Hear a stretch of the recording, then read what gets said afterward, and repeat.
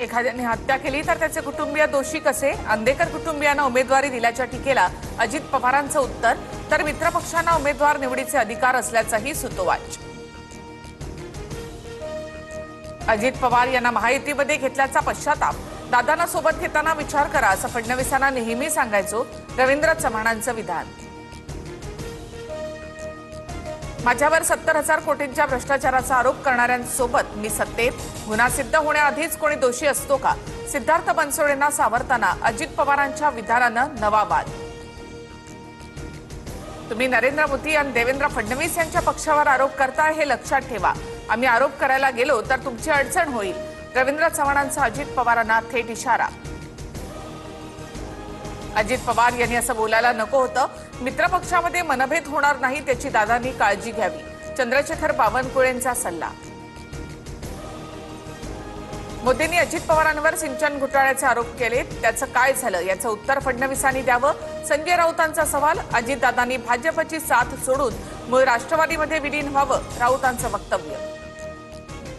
मुख्यमंत्री आणि गृहमंत्री आमच्याकडे दमात घेऊ नका, हलक्यात पण घेऊ नका. चंद्रकांत पाटलांचा अजित पवारांना अप्रत्यक्ष इशारा, तर पाटलांच्या सूचनेची गांभीर्यानं नोंद घेतली आहे अजित पवार यांचा टोला. बिनविरोध निवडणुकांचे सविस्तर अहवाल द्या, राज्य निवडणूक आयोगाचे यंत्रणांना निर्देश. उमेदवारांनी कधी माघार घेतली, दबावाचा काही आरोप आहे का? शहानिशा करून अहवाल जिल्हाधिकाऱ्यांकडे मागवला. माझ्या उभ्या आयुष्यात अशी निवडणूक कधी पाहिली नाही, जी 66 उमेदवारांना बिनविरोध करते. मनसे नेत्यांसमोर राज ठाकरेंचं वक्तव्य. बिनविरोध निवडून आलेल्या 66 नगरसेवकांच्या विरोधात मनसे सोमवारी कोर्टात जाणार. सर्व बाद होऊन एक उमेदवार बाकी राहिल्यानंतर मतदारांना नोटाचा पर्याय, त्याची संधी निवडणूक आयोग देणार की नाही? अविनाश जाधवांचा सवाल. बिनविरोध निवडून येण्यासाठी 5 ते 10 कोटी दिले, संजय राऊतांचा आरोप. तर राज्यामध्ये लोकशाही नव्हे तर झुंडशाही असं म्हणत राऊतांची टीका.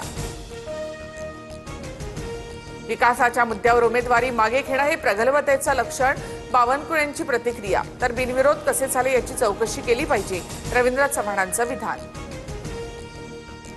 इचलकरंजीचा चेहरा मोहरा बदलून टाकू. 15 तारखेला तुम्ही आमची काळजी घ्या, त्यानंतर आम्ही 5 वर्ष तुमची काळजी घेऊ. फडणवीसांचं मतदारांना आवाहन. महायुतीच्या विजयाचा विश्वास व्यक्त.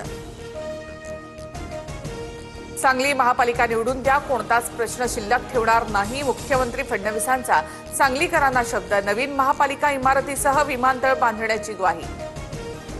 सोलापूरमधील मनसे नेते बाळासाहेब सरवदे हत्या प्रकरणात गुन्हा दाखल. भाजप उमेदवार शालन शंकर शिंदेसह 15 जणांवर गुन्हा दाखल. उमेदवारी न मिळाल्याच्या वादानंतर हत्या केल्याचा आरोप. साताऱ्यामध्ये मराठी साहित्य संमेलनाला गालबोट. संमेलनाचे कार्याध्यक्ष विनोद कुलकर्णींवर हल्ला. आंदोलक पोलिसांच्या ताब्यात. राज्याच्या पोलीस महासंचालक रश्मी शुक्ला निवृत्त. सदानंद दातेंनी राज्याच्या पोलीस महासंचालक पदाचा कार्यभार स्वीकारला. शेतकऱ्यांना मोठा दिलासा. पीक कर्जावर मुद्रांक शुल्क माफ करण्याचा निर्णय. 2 लाखांपर्यंतच्या कर्जावर सवलत असेल. 1 जानेवारीपासून नियम लागू. पश्चिम रेल्वेवर ग्रँड रोड ते मुंबई सेंट्रल दरम्यान रात्री 13 तासांचा ब्लॉक. 145 लोकल रद्द. रात्री 11 ते रविवारी दुपारी 12 पर्यंत ब्लॉक असेल.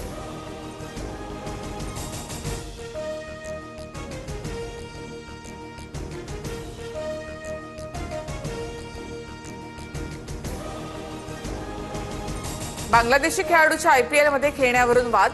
मुस्तफिझुर रहमानला संघातून काढून टाका. बीसीसीआय सचिव देवजीत सैकिया यांच्या कोलकाता संघाला सूचना.